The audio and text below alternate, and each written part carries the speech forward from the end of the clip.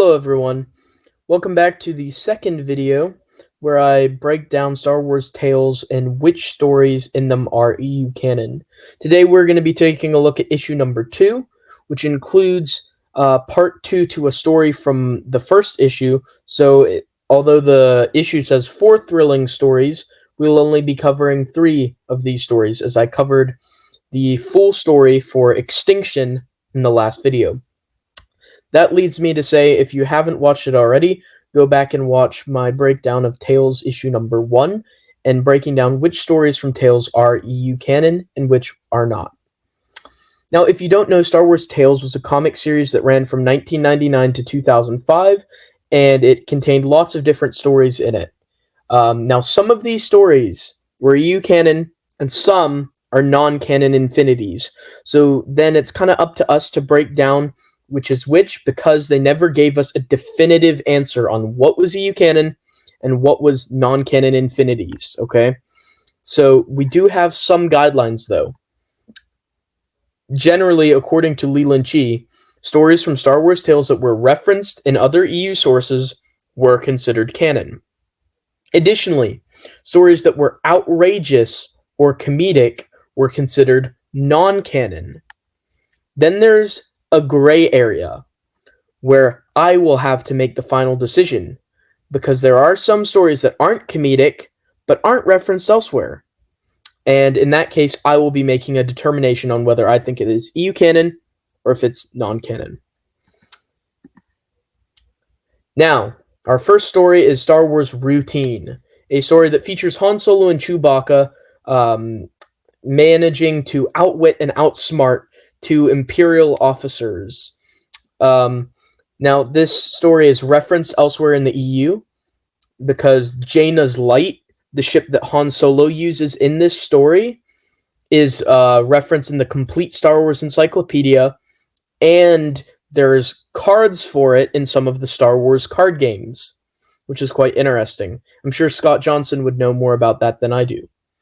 Then Dade Lenewi is an Imperial officer here, and he is referenced in the complete Star Wars encyclopedia as well, and in a Star Wars fact file.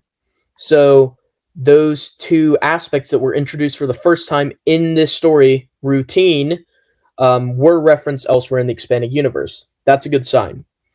It also makes reference to the EU with Mako Spince. Mako Spince being a character from Dark Empire.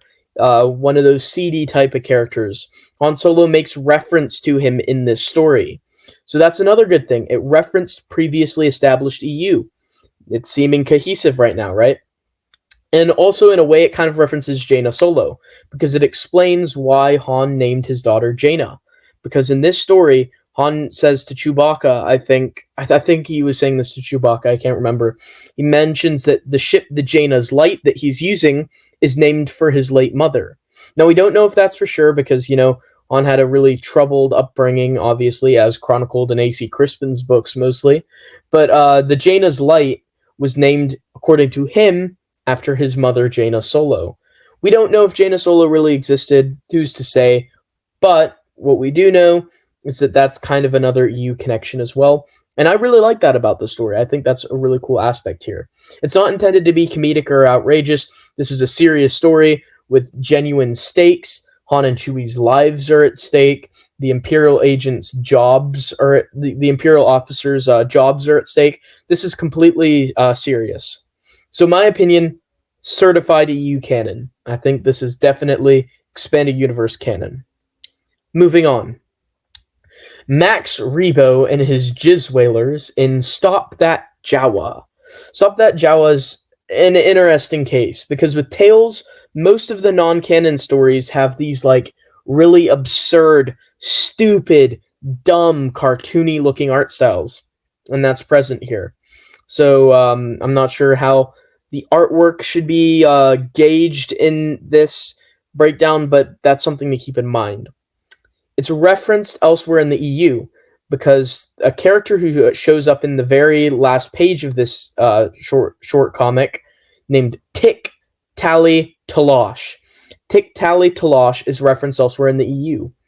On Star Wars in Star Wars Insider, there's a who's who in Max Rebo's band, and he's referenced there, and he's referenced in the Star Wars official fact file as having been a fan who joined Max Rebo's band but later departed because he tried to write an autobiography that Max Rebo didn't agree with.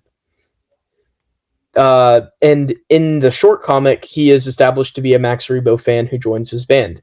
Also, the visual depiction of him is very similar, so I'm inclined to think that that's a good thing for this story, because Tick Tally Talosh is referenced in both Star Wars Insider and the Star Wars official fact file, and he first appeared here in Stop That Jawa. And those other sources are referencing this story specifically because they are referencing that character and keeping the character consistent. It is intended to be comedic and outrageous. I mean, Jawa's stealing instruments, being chased by who you think is a bounty hunter who turns out to be a harmonica player. Like, some of it's really stupid, right? It's definitely intended to be comedic and outrageous. However, my opinion here, even though the art sucks, even though it's clearly intended to be comedic and outrageous, I do think it's certified EU canon. Because how do you ignore the fact that Tiki Tally Talosh from this story is referenced in 2 articles in 2 different magazines that stay coherent with this story? To me, that's clearly EU canon. I don't like it. I think this story is terrible. I hated reading it. But at the same time, I really think it's EU canon. I think it would be hard to say that it isn't, just because of the reference to, I'm going to say his name again, Tick Tally Talosh. Alright, moving on to the final story.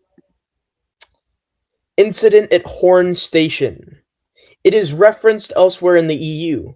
Shoto Eye-Fire is referenced in the Complete Star Wars Encyclopedia, and Horn Station is referenced in the Complete Encyclopedia and in the Essential Atlas. It's a planet. So elements that were introduced in this story are referenced elsewhere in the EU. It was not intended to be comedic and outrageous. This story is actually really good. From the art to the story, there's a really complex narrative here. Well, not really complex, but there's a little plot twist. It's got one of those there's more than meets the eye kind of vibe to it with this story. So it's quite fun, and it's definitely not intended to be comedic or outrageous. There's a lot of seedy characters in this. There's some threats. There's some lives at stake, etc. It's not intended to be comedic or outrageous. So in my opinion, certified EU canon, based most specifically on that elements from it are referenced elsewhere in the EU, like in the Essential Atlas and one of the characters being in the Complete Encyclopedia. When elements from a story are referenced elsewhere in the EU and other canon EU sources, to me, that's pretty concrete evidence that the story is part of the EU. So there you go. Issue number 2 of Star Wars Tales. We are 3 for 3.